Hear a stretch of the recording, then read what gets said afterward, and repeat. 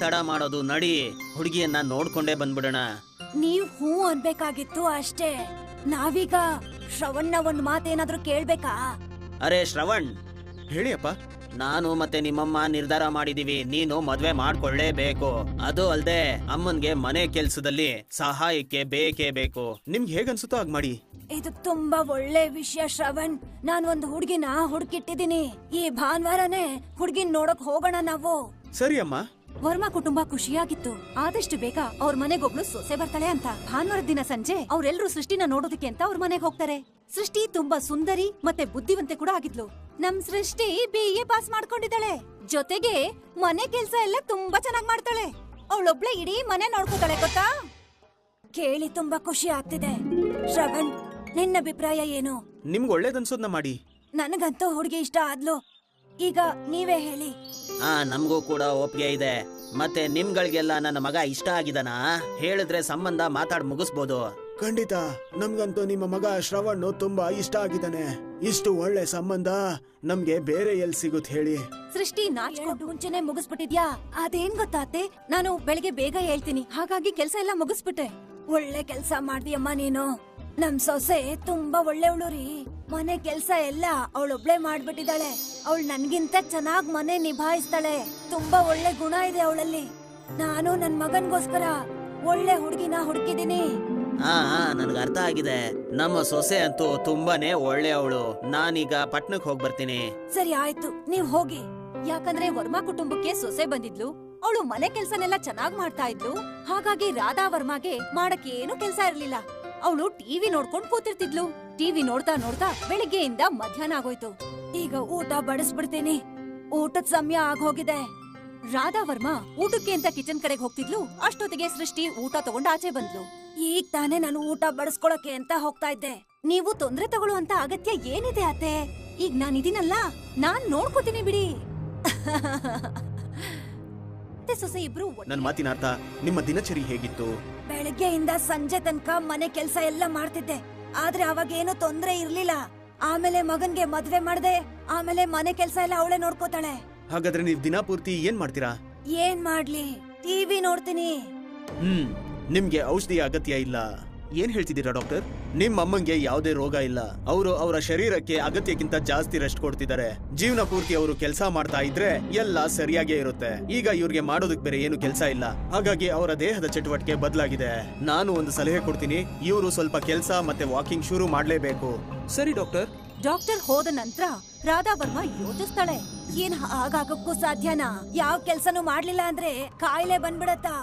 ಆದ್ರೆ ಸೊಸೆ, ಸ್ವಲ್ಪ ಈ ಉಪ್ಪಿನಕಾಯಿ ಬಾಟ್ಲನ್ನ ಬಿಸ್ಲಿಗೆ ಇಟ್ಬಿಟ್ ಬಾ. ಜಾಡಿ ಅವಳ ಕೈಯಿಂದ ಜಾರಿ ಕೆಳಗಡೆ ಬಿದ್ದು ಹೋಗುತ್ತೆ. ಇದೇ ವಿಷಯಕ್ಕೆ ಅತ್ತೆ ಎಷ್ಟು ಬೈತಾಳೆ ಅಂದ್ರೆ, ಪಾಪ ಅವಳು ಅತ್ತು ಕಣ್ಣೆಲ್ಲ ಕೆಂಪಾಗೋಗಿರುತ್ತೆ. ರಿಷಬ್ ಹೆಂಡತಿ ಅಳ್ತಾ ಇರೋದನ್ನ ನೋಡ್ತಾ ಇದ್ದ. ಆದ್ರೆ ಪಾಪ ಅವನು ಏನು ಹೇಳೋದಕ್ಕಾಗದೆ ಸುಮ್ನೆ ಇದ್ದ. ಅವಳು ಬೆಳಗ್ಗೆಯಿಂದ ಕೆಲಸ ಮಾಡ್ತಿದ್ಲು. ಅವಳು ನಾದ್ನಿ ಮನೆಗ್ ಬಂದಿದ್ಲು. ಅವಳು ಅವ್ರ ತಾಯಿ ಮುಂದೆ ಕೂತ್ಕೊಂಡು ತನ್ನ ಸಮಸ್ಯೆ ಹೇಳ್ಕೊಂಡು ಅಳ್ತಾ ಇದ್ಲು. ಆಗ ಅವ್ರಪ್ಪ ಅಲ್ಲಿಗೆ ಬರ್ತಾರೆ. ಅಯ್ಯೋ, ಎಲ್ಲ ಎಲ್ಲಿದ್ದೀರಾ? ನಾಷ್ಟಾ ಗೀಷ್ಟ ಕೊಡ್ತೀರಾ ಏನು?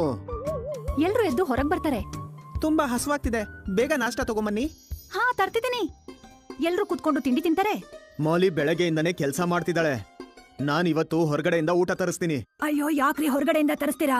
ಅಂತ ಮಹಾ ಕೆಲ್ಸ ಏನ್ ಮಾಡ್ಬಿಟ್ಟಿದ್ದಾಳೆ ಇವಳು. ಬಿಡಿ ಜಾಗ, ನಾನೇ ಹೋಗ್ ಮಾಡ್ತೀನಿ. ನಾನೇ ಮಾಡ್ತಾ ಇದೀನತ್ತೆ.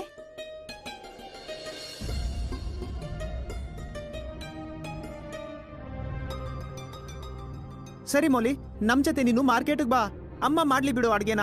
ಪಾರ್ವತಿ ತೋರ್ಸ್ಕೊಳಕ್ ಹೋಗಿದ್ಲು ಅಡ್ಗೆ ಮನೆಗೆ. ಆದ್ರೆ ಪಾಪ ಅದು ಉಲ್ಟಾ ಆಗೋಯ್ತು. ಅಮ್ಮ, ನಾನು ಅಷ್ಟೊಂದ್ ದುಡ್ಡನ್ನ ದುಡಿಯೋದಿಲ್ಲ. ನಿಮ್ಗೇನ್ ಅನ್ಸುತ್ತೆ? ನಾನ್ ಅವಳಿಗೆ ಸ್ಯಾರಿ ಕೊಡ್ಸಕ್ ಕರ್ಕೊಂಡೋದೆ ಅಂತನಾ? ಅಮ್ಮ, ಅವಳು ಈ ಮನೆಗ್ ಬಂದು 2 ವರ್ಷ ಆಗ್ತಿದೆ.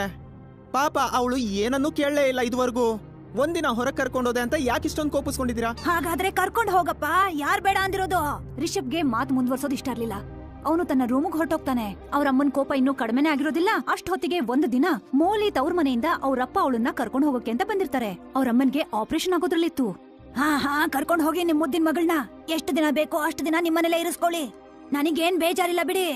ಅತ್ತೆ, ಯಾಕಿಷ್ಟೊಂದ್ ಬೇಜಾರ್ ಮಾಡ್ಕೊಂಡಿದ್ದೀರಾ? 2-3 ದಿನದಲ್ಲಿ ನಾನು ವಾಪಸ್ ಹೋಗು. ಯಾರ್ ತಡ್ದಿರೋರ್ ನಿನ್ನ? ಅಷ್ಟೊತ್ತಿಗೆ ರಿಷಬ್ ತಂದೆ ಅಲ್ಲಿಗೆ ಬರ್ತಾರೆ. ಮತ್ತೆ ಮಾತನ್ನ ನಿಭಾಯಿಸ್ತಾ ಹೇಳ್ತಾರೆ, ಸೊಸೆ ನೀನ್ ಹೋಗಮ್ಮ, ನಾನ್ ಇಲ್ಲಿ ನೋಡ್ಕೊಂತೀನಿ. ಮೋಲಿ ತನ್ನ ತಂದೆ ಜೊತೆ ಹೊರಟೋಗ್ತಾಳೆ. ಶನಿವಾರ ರಿಷಬ್ ಮನೆಗ್ ಬಂದಾಗ, ನಿನ್ ಹೆಂಡತಿ ತವ್ರ ಮನೆಗ್ ಹೋಗಿದ್ದಾಳೆ, ಹೋಗ್ಬೇಡ ಅಂತ ನಾನು ಹೇಳ್ದೆ. ಸರಿ ಅಮ್ಮ, ಅಪ್ಪ ಹೇಳಿದ್ರು ನನಗೆ. ರಿಷಬ್ ಸೋಮವಾರ ವಾಪಸ್ ಹೊರಟೋಗ್ತಾನೆ. ಆದ್ರೆ ಅಮ್ಮ ಮಾತ್ರ ಹಗಲು ರಾತ್ರಿ ಅದನ್ನೇ ಯೋಚನೆ ಮಾಡ್ತಾರೆ. ಅಮ್ಮ ಆ ಫೋಟೋನ ಅವನಿಗೆ ತೋರಿಸಿ ಹೇಳ್ತಾರೆ, ನಿನಗ್ ಗೊತ್ತಿತ್ತಾ ಈ ಫೋಟೋ ಬಗ್ಗೆ? ಆದ್ರೂ ಕೂಡ ಈ ಚರಿತ್ರಹೀನ ಹೆಣ್ಣನ್ನ ಮದ್ವೆ ಮಾಡ್ಕೊಂಡ್ಯಾ? ನಾಚಿಕೆ ಆಗಲ್ವೇನೋ? ಎಂತ ಗಂಡ್ಸೋ ನೀನು? ರಿಷಬ್ ಆ ಫೋಟೋನ ಅರ್ದ್ಬಿಟ್ಟು ಹೇಳ್ತಾನೆ, ಅಮ್ಮ ನಿಮ್ಗೆ ಏನ್ ಬೇಕಾಗಿರೋದು? ನಾನ್ ಇವಳನ್ನ ಅವ್ರ ತವ್ರಿಗೆ ಕಳಿಸ್ಬಿಡ್ಲಾ? ಫೋಟೋ ಏನೋ ಇಡಿಸ್ಕೊಂಡಿದ್ದಾಳೆ, ಇದ್ರಲ್ಲಿ ಏನ್ ತಪ್ಪಿದೆ? ಕಾಲೇಜ್ ಟೈಮಲ್ಲಿ ಇಂತ ಎಷ್ಟೋ ಘಟನೆಗಳು ನಡೀತಾ ಇರುತ್ತೆ. ಹಾ, ನಾನು ಅದೇ ಬಯಸ್ತೀನಿ. ಅವಳು ಎಷ್ಟು ದಿನ ಅಲ್ಲಿರ್ತಾಳೋ ಅಷ್ಟು ದಿನ ಪಾಠ ಕಲಿತಾಳೆ ಅವಳು. ಮೂಲಿ ಅದನ್ನ ಕೇಳಿಸ್ಕೊಂಡ ತಕ್ಷಣ ಅತ್ತೆ ಕಾಲ್ ಹಿಡ್ಕೋತಾಳೆ. ಅತ್ತೆ, ಹಾಗೆಲ್ಲ ಮಾಡ್ಬೇಡಿ. ನಮ್ಮಪ್ಪ ಯಾರಿಗೂ ಮುಖ ತೋರಿಸದೇ ಇರೋ ತರ ಆಗ್ಬಿಡತ್ತೆ ಅಷ್ಟೇ. ನಮ್ಮ ಮರ್ಯಾದೆ ಹೋದ್ರೆ ಪರವಾಗಿಲ್ವಾ ನಿನ್ಗೆ? ನೀನ್ ನಿನ್ನ ವಸ್ತು ಎಲ್ಲ ಪ್ಯಾಕ್ ಮಾಡು, ನಾವ್ ಈಗ್ಲೇ ಹೋಗೋಣ. ನಮ್ಮಮ್ಮ ನಿನ್ನ ಇಲ್ಲಿ ಇರೋದಕ್ ಬಿಡೋದಿಲ್ಲ. ನಾನ್ ತವ್ರ ಮನೆಗೆ ಹೋಗಲ್ಲ. ಅದಕ್ಕಿಂತ ನನ್ ಪ್ರಾಣ ಹೋಗೋದೇ ಒಳ್ಳೇದು ಅಂತ ಅನಿಸ್ತಿದೆ. ಅಮ್ಮ ಹತ್ರ ಹೇಳು ನಿನ್ನ ತವ್ರಿಗೆ ಹೋಗ್ತಿದ್ದೀನಿ ಅಂತ. ಆದ್ರೆ ನಾವು ಲಕ್ನೋಗ್ ಹೋಗೋಣ. ಮೋಲಿ ಕಣ್ಣಲ್ಲಿ ನೀರ್ ಬರೋದಕ್ಕೆ ಶುರುವಾಗತ್ತೆ. ನಾನ್ ಈ ಫೋಟೋ ಬಗ್ಗೆ ನಿಮ್ಗೆ ಹೇಳ್ಬೇಕು ಅಂತಾನೆ ಇದ್ದೆ, ಆದ್ರೆ ನನ್ಗೆ ಅವಕಾಶನೇ ಸಿಗ್ಲಿಲ್ಲ. ಅತ್ತೆ ಹತ್ರ ನನ್ ಸುಳ್ಳು ಹೇಳಿದ್ದೆ. ನನಗ್ ಮೊದ್ಲೇ ಗೊತ್ತಿತ್ತು ಆ ಹುಡ್ಗನ್ ಜೊತೆ ನೀನು ಮದ್ವೆ ಆಗ್ಬೇಕಾಗಿತ್ತು ಅಂತ. ಆದ್ರೆ ಅವನು ಬೇರೆ ಜಾತಿಯವನು ಅಂತ ನಿಮ್ಮಪ್ಪ ಅಮ್ಮ ಇದಕ್ಕೆ ಒಪ್ಕೊಂಡಿಲ್ಲ. ನಿಮ್ಮಪ್ಪ ನನಗೆ ಇದನ್ನ ಮೊದ್ಲೇ ಹೇಳಿದ್ರು. ಬಾ ಬೇಗ ನಡಿ, ಇಲ್ಲಂದ್ರೆ ಲೇಟ್ ಆಗ್ಬಿಡುತ್ತೆ. ಗಂಡ ಹೆಂಡತಿ ಇಬ್ರು